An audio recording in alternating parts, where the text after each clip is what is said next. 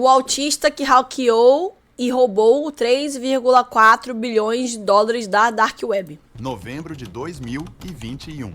Os investigadores criminais do IRS cercaram esta casa à beira do lago, avaliada em mais de 900 mil dólares na cidade de Nashville, Geórgia. Hackeou. Avaliada em mais de 900 mil dólares na cidade de Nashville, Geórgia. Durante a operação, eles encontraram, escondida debaixo de um cobertor no armário de um banheiro, esta lata de Cheetos. Ixi. Dentro dela havia uma placa de computador que continha o equivalente a 3 bilhões e 400 milhões de dólares em bitcoins. Ele é Jimmy Zong. Se tornou o protagonista do maior roubo de bitcoins da história da Dark Web, levando mais de 50 mil bitcoins da Silk Road, que naquela época era um dos mercados mais sombrios e perigosos da Deep Web. À primeira vista, Jimmy parecia apenas um estudante de informática introvertido, diagnosticado com autismo, mas sua mente brilhante criou um plano ousado. Jimmy Zong cresceu no condado de Cobb, ao norte de Atlanta, filho de imigrantes chineses. Seus pais passavam a maior parte do tempo trabalhando ou brigando entre si, e raramente demonstravam qualquer tipo de afeto. Durante a infância, Jimmy também enfrentava o sobrepeso e fazia parte do espectro autista, o que tornou seus anos de criança bem difíceis e marcados por bullying constante até terminar o ensino médio. Por isso, durante a adolescência, ele encontrou refúgio na frente de um computador. Na internet, ninguém o julgava pela aparência, e ele podia se comunicar só escrevendo. Sua capacidade intelectual era tão alta que ele aprendeu programação de forma autodidata, antes mesmo de entrar na faculdade. Naquela época... Mano, eu até me identifiquei um pouquinho com ele, a questão que ele ainda ganhou 3 bilhões de dólares, né? Eu não ganhei nada. A internet era um lugar muito mais anônimo do que hoje, e nela se reunia muita gente excluída na vida real. Com o tempo, seus pais se divorciaram, e depois de se formar no colégio aos 18 anos, ele conseguiu entrar na faculdade graças a uma bolsa. Se matriculou em engenharia de computação na Universidade da Geórgia. Ao se mudar para a cidade universitária de Athens, longe de Atlanta, sua vida tomou outro rumo. Ele estudava algo que realmente amava. Começou a conviver com pessoas com interesses parecidos, saía para beber e conhecer garotas. Olha! Mas pela primeira vez, sentia que as Ô, louco! coisas estavam começando a melhorar. Em 2009, foi gerado o primeiro bloco de Bitcoin, e Jimmy fazia parte daquela primeira leva de curiosos que exploravam essa nova tecnologia. A rede ainda era minúscula e a dificuldade para minerar era quase zero, o que permitiu que ele conseguisse cerca de 5 mil bitcoins usando apenas seu notebook. Hoje isso representa uma fortuna, mas naquela época as moedas praticamente não valiam nada. Com o tempo, Jimmy parou de dar importância e simplesmente esqueceu aquele notebook com todas as criptomoedas dentro. 2 anos depois, o Bitcoin chegou a valer $1. E Jimmy lembrou que em seu notebook antigo tinha 5 mil bitcoins que valeriam uns 5 mil dólares. Correu para procurar o computador, mas infelizmente o disco rígido estava danificado e não conseguiu recuperar a maior parte do tesouro. De qualquer forma, Jimmy enxergou aí uma oportunidade. O Bitcoin servia para sair para farra com os amigos e finalmente se sentir aceito. Por isso, colocou como meta minerar mais Bitcoin de qualquer jeito. O que é minerar Bitcoin? Tipo assim, o que é isso daí? Nunca entendi. Tipo assim, tem uma forma de você ter Bitcoin sem comprar? Você põe o seu PC para verificar as transações da rede e ganha Bitcoin? Sim, é só gastar a energia de uma cidade inteira. Você tem chance de encontrar um Bitcoin. Ah, é muito complicado esse negócio de Bitcoin, gente. No entanto, em 2011, a comunidade do Bitcoin já tinha crescido muito.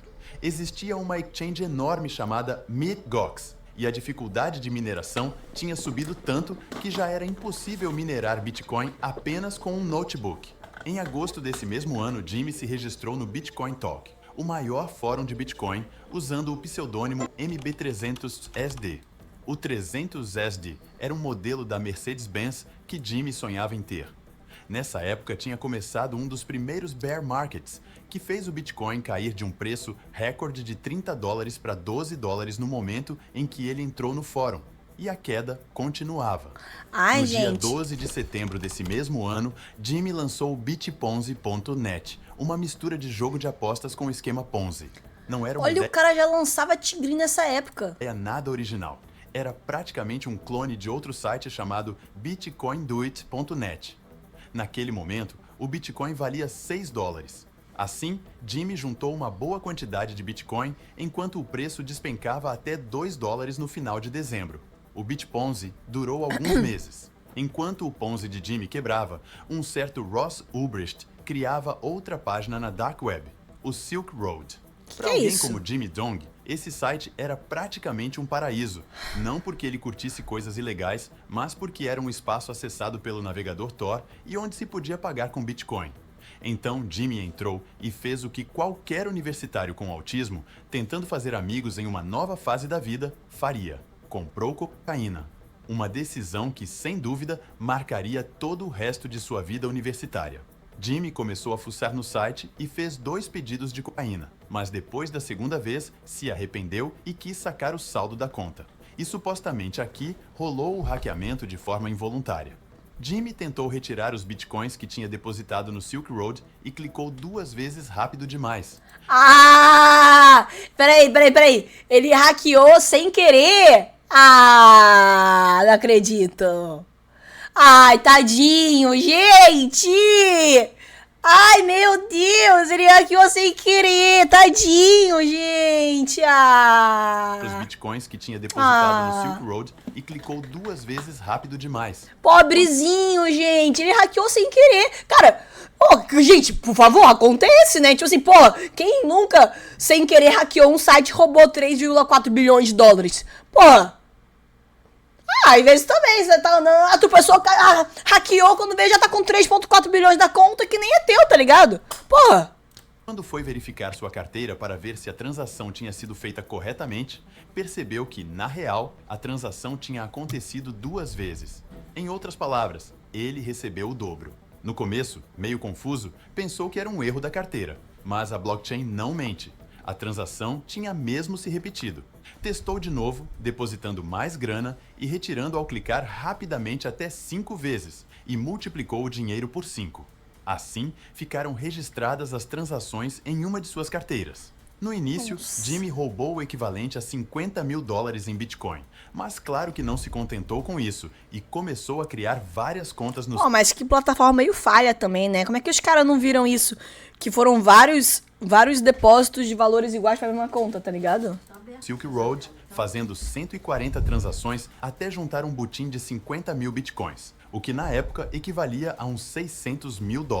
Depois desse suposto hack, o próprio Ross Ulbricht teria escrito para Jimmy, e Jimmy contou que tinha descoberto a falha simplesmente clicando rápido 2 vezes. Então, em teoria... E ele expôs ainda, eu hackeei assim, tá ligado? Ross Ulbricht lhe deu 5 mil bitcoins como recompensa por mostrar a vulnerabilidade, que depois ele conseguiu corrigir. Depois do roubo, Jimmy usou mixers para misturar o dinheiro e assim evitar que alguém rastreasse. E se Peraí. Ele roubou, ele não devolveu o dinheiro e o dono do site ainda deu mais 5 mil bitcoins pra ele?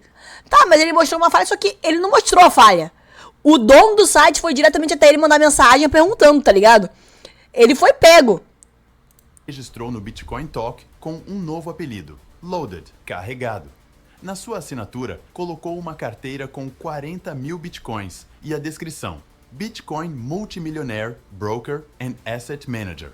Foi nesses anos que Jimmy vendeu uns 300 bitcoins para ter liquidez, mas nada do roubo do Silk Road. Só vendeu o que tinha conseguido minerando e com o Bitponzi. Usou o dinheiro para comprar uma casa em Athens e, como dá para ver na foto, também comprou a Mercedes que sonhava desde adolescente. Em teoria, dá para dizer que ele passou despercebido porque não mexeu no dinheiro do Silk Road. Mas isso não é toda a verdade. Jimmy começou a sair cada vez mais para baladas e seguia usando substâncias. Uma noite, estava no Ed's Calzone, um restaurante italiano, quando encontrou umas garotas e ofereceu cocaína. O que Jimmy não esperava era que havia um policial de folga com o ouvido bem atento. Gente. Ele ouviu a conversa e ficou de olho. Viu Jimmy sacar um saquinho com pó branco e um chaveiro com uma colherzinha minúscula.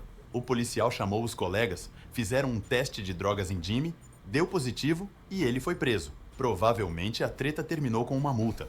Mas não há mais informações sobre o caso. Apesar de que naquele momento, os federais já estavam de olho no roubo do Silk Road. Ainda assim, não faziam ideia de quem estava por trás. Ah, eles já estavam investigando, ô louco. E aí, Mateuzinho, eu achei que, tipo assim, fosse uma parada anônima. Tipo assim, achei que nem a polícia fosse saber que essa transação existiu, tá ligado? Que eu achei que esse roubo aí nesse Silk Road fosse ser uma parada, tipo assim, anônima. Nem a polícia sabe o que ocorreu, entendeu? E aí, quem? E em 2017, várias coisas aconteceram. Primeiro, alguém no subfórum de Bitcoin do Reddit escreveu que dava para rastrear o dinheiro da carteira de Jimmy no Bitcoin Talk até um endereço ligado ao Silk Road, porque aparentemente o mixer que ele usou não funcionou direito. A segunda coisa foi que rolou um chamado hard fork no Bitcoin. Resumindo, surgiu uma nova moeda chamada Bitcoin Cash. Se você tinha um Bitcoin, recebia um Bitcoin Cash. Jimmy, como tinha 50 mil bitcoins, recebeu 50 mil Bitcoin Cash. Essas moedas ele vendeu em uma exchange registrada em um paraíso fiscal e comprou mais Bitcoin. Lucrou uns 11 milhões a mais que não poderiam ser tão facilmente associados ao dinheiro do Silk Road. Vale lembrar que, quando Jimmy roubou o Silk Road, o Bitcoin valia $12. Depois, disparou até $3.300. Já não era apenas um multimilionário como diziam no Bitcoin Talk. Agora era bilionário e tinha que viver como tal. Ele comprou Meu Deus, gente! um Lamborghini, motos aquáticas e um iate. Também começou... Mas esse cara é meio burro, mano. Sabe por quê? Porque, tipo assim, ele não soube esconder, né, mano? Ele não soube esconder. Tipo assim, do nada o cara passou, tipo assim, não tinha dinheiro nenhum, tá ligado? Pra um bilionário. Saiu comprando um monte de coisa. Ele não soube disfarçar, né, mano? a viajar com os amigos para assistir a jogos de futebol americano em qualquer canto dos Estados Unidos. Pagava hotéis 5 estrelas para todo mundo e chegou até a dar de presente celulares com carteiras que continham 50 bitcoins dentro. Agora Jimmy podia literalmente comprar amizades. Às vezes, viajava com esses colegas para Los Angeles e dava $10 mil. Mano, não é, tipo assim, a questão que ele podia até ostentar, mas ostentava em outro país, tá ligado? O que comprou tanto bem nos Estados Unidos, tá ligado? Como que ele ia provar de onde que ele tirou esse dinheiro? Tipo assim, ele comprou casa, ele comprou Lamborghini, ele comprou não sei o que nos Estados Unidos. Ele ia ter que declarar esses bens. Como que ele ia provar de onde esse dinheiro veio? Que uma coisa é, sei lá, ele pra Dubai, porra, ostenta quanto quiser em Dubai, ninguém vai saber, tá ligado? Às vezes, viajava com esses colegas para Los Angeles e dava $10 mil para cada um torrar nas lojas luxuosas da Rodeo Drive. Porra, não fazia questão... foi mal, mas um amigo assim ia ser bom, hein? Porra, um amigo assim, pô, toma aí, 10 mil, gasta aí, como você quiser. Porra, que amigo, hein? Ô, louco! Então nenhuma de esconder que estava cheio da grana. Como era da área de informática, dizia que tinha minerado Bitcoin e não era nem mentira. Ele também entrou no mercado imobiliário, comprando 80% de uma empresa de imóveis em Memphis. E segundo o seu LinkedIn, que depois foi apagado, era CEO da própria companhia, a JZ Capital LLC. Além disso, pegou a mania de andar com muito dinheiro vivo. Comprou uma maleta na Amazon e a encheu com pelo menos $600 mil, como se fosse traficante. Por quê? Mano, por quê? Mano, por quê? O objetivo era impressionar uma garota, mas não funcionou. Por mais que pudesse comprar amigos, parecia Sobra nada, brutal. que o dinheiro não comprava tudo. Mas o resumo era simples. A vida sorria para Jimmy como nunca antes. Ele tinha luxo, amigos e podia fazer o que quisesse. De repente, um dia voltou de viagem e, quando entrou em casa, descobriu que alguém tinha invadido e levado uma maleta com $400 mil em espécie e mais $200 mil em Bitcoin. Nesse momento, pegou o telefone e ligou para o serviço de emergência. Acabava de cometer o maior erro da sua vida. Someone broke into my house. And what is your name, sir? It's Jimmy Zong, Z-H-O-N-G.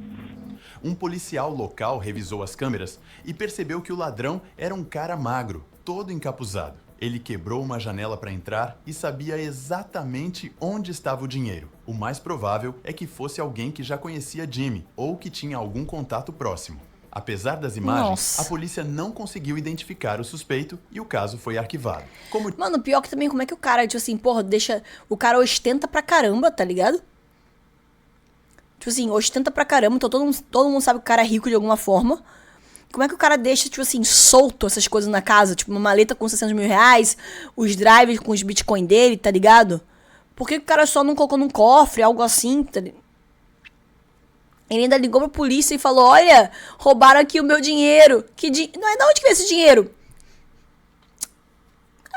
Não sei, brotou aqui da minha casa. Brotou aqui. Apareceu na minha casa, caiu do céu esse dinheiro. Ué. O Jimmy ficou paranoico com a ideia de ser roubado de novo ou de alguém voltar a invadir sua casa. Ele se mudou para uma área mais isolada, na rua Hidden Harbor Trail, em frente ao Lago Lanier. Só que, enquanto Jimmy curtia seus luxos mais afastado e tentando passar despercebido no novo bairro, existiam uns funcionários que nunca deixam nada passar. Estamos falando do IRS, Internal Revenue Service, o equivalente à Receita Federal. Ó, a Receita Federal aqui! Quem, ó, galerinha, vocês aí do chat que estão sonegando imposto, cuidado, hein? Que a Receita Federal vai pegar vocês, ó. Olha lá. De alguns dos agentes e investigadores mais preparados do planeta. Os 2 agentes que pegaram o caso foram Trevor McAleenan, especialista do IRS em crimes cibernéticos, e Sean Magruder, criador da Blocktrace, uma empresa de análise blockchain que tinha sido contratada pelo IRS. Jimmy era bem certinho com os impostos. Sempre que vendia Bitcoin, declarava e pagava tudo.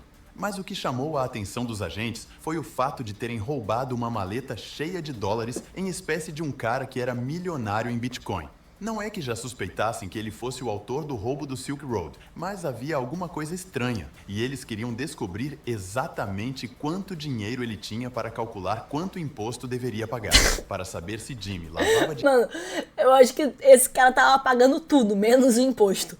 Tô falando, posso falar? Esse cara tava pagando tudo, menos imposto, mano. Dinheiro ele tinha para calcular quanto imposto deveria pagar. Para saber se Jimmy lavava dinheiro em algum paraíso fiscal, primeiro pediram ao provedor de internet dele todas as informações sobre o seu endereço de IP. Assim, os agentes tinham nas mãos o histórico de navegação de vários anos de Jimmy. Mas só para deixar claro, o ISP tem acesso ao seu histórico, mas em princípio apenas as páginas que você acessa, não ao que você faz dentro dessas páginas. Explicando de forma mais simples. Agora mesmo, a sua operadora sabe que você está no YouTube, mas não sabe exatamente qual vídeo está assistindo lá dentro. Ai, meu Deus, eles sabem que eu tô fazendo live, mas eles não sabem que eu tô falando. Posso falar o que eu quiser, tá liberado. Eles sabem que eu tô fazendo live, só que eles não sabem o que eu tô falando, então posso falar o que eu quiser que nunca você pega. O VOD estando gravado. O VOD estando salvo na própria Twitch. Dentro. Claro que essa informação já foi suficiente no caso de Jimmy, porque perceberam que o IP dele se conectava o tempo todo a uma exchange, e não qualquer exchange, mas sim uma com KYC. KYC vem de Know Your Customer e significa que, para se cadastrar, você precisa validar a identidade. Em novembro de 2020, Jimmy cometeu um erro. Depositou o equivalente a $800 em Bitcoin na exchange. E Mano, eu vou falar, esse cara só não foi pego antes porque a galera era mais burra que ele. Desculpa, porque a quantidade de erro que esse cara cometeu já, que pelo amor de Deus. A $800 em Bitcoin na exchange. E Magruder começou a rastrear esse dinheiro na blockchain. Descobriu que vinha de uma carteira ligada ao Silk Road. Foi aí que começaram a desconfiar. Em maio de 2021, o policial local que tinha revisado as câmeras e arquivado o caso recebeu uma ligação de Washington. Os agentes do IRS disseram que ele precisava reabrir o caso do roubo da maleta e que provavelmente estavam na cola de um dos maiores ladrões de criptomoedas da história. E assim, o policial local, o agente do IRS e Muder foram visitar a casa de campo no Lago Lanier. Não contaram o verdadeiro motivo da visita. Disseram que estavam investigando a invasão e o roubo que ele tinha sofrido 2 anos antes. E Jimmy não só deixou eles entrarem, como ainda fez um tour pela casa. Era exatamente o que os federais precisavam. Esse cara é muito burro, gente. Desculpa, mas assim, porra, o cara, olha só, posso falar uma parada? Ele conseguiu hackear e roubar tanto Bitcoin porque o site era muito falho. Era literalmente só ele ficar clicando lá no botão. E ainda foi sem querer que ele hackeou. Porque ele clicou 2 vezes. Que ele tava com um ansiosinho. Depois ele só fez de novo. Ele não fez. Mano, ele não. Então, hacker, entre aspas, ele não hackeou nada, mano. Ele deu sorte. Entendeu? De resto, ele só errou. Tudo que ele fez, ele errou. Só não pegaram ele antes porque a galera era burra, mano. como ainda fez um tour pela casa. Era exatamente o que os federais precisavam: circular pela casa em busca de compartimentos secretos e pisos falsos onde pudesse estar escondida alguma prova incriminatória. Entre outras coisas, nas imagens apareceu que ele tinha um rifle AR-15, um rig de mineração, bandeiras de Donald Trump e um cachorro louco. já velhinho. Cachorro! Ele chegou até a mostrar uma carteira em seu laptop com cerca de 60 milhões de dólares em Bitcoin. Com as provas incriminatórias em mãos, eles foram embora. Cara, ele mostrou tudo, mano. O cara mostrou... os policiais não tiveram que fazer nada, mano. Planejaram como conseguir o laptop aberto e desbloqueado e pediram um mandado de prisão. Quando voltaram, seguiram enganando Jimmy. Um dos agentes disse que queria continuar conversando sobre o roubo da casa e o levou até o quintal. E ali, o agente contou que, na verdade, era do IRS e que estavam investigando o roubo do Silk Road. Em questão de segundos, a bela casa à beira do lago de Jimmy estava cercada de agentes armados. Entre todas as coisas que encontraram, no banheiro, acharam uma lata grande de Cheetos Popcorn e a abriram. Dentro, havia várias toalhas. Foram tirando uma por uma até que a encontraram. A Onde o cara guarda, mano. placa-mãe que continha as carteiras com 50 mil bitcoins. Quando Jimmy roubou as moedas, o Bitcoin estava em cerca de 12 dólares. Isso dava um roubo de mais ou menos 600 mil dólares. Quase 10 anos depois, com o Bitcoin batendo recordes históricos em cerca de 65 mil dólares, o butim chegava a 3,3 bilhões de dólares. E Jimmy nem tinha encostado neles. Mano, mas... Cara, que isso?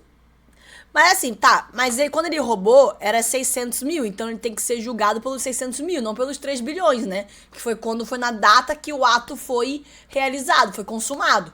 Foi 600 mil, né? Então ele vai ter que ser julgado por 600 mil. Tratava-se da segunda maior apreensão de criptomoedas por parte do governo federal, depois dos 3,6 bilhões em criptos roubadas e ligadas ao hack do Bitfinex em 2016. Apesar de os federais já terem as carteiras, ainda não tinham as chaves. Jimmy acabou colaborando com o IRS e entregou as moedas. Inclusive, tiraram dele algumas que, aparentemente, ele tinha conseguido de forma legítima muito antes do hack. Mano, cara, esse cara... Mano, como é que ele não foi... Eu só não entendi até agora como que ele não foi pego antes.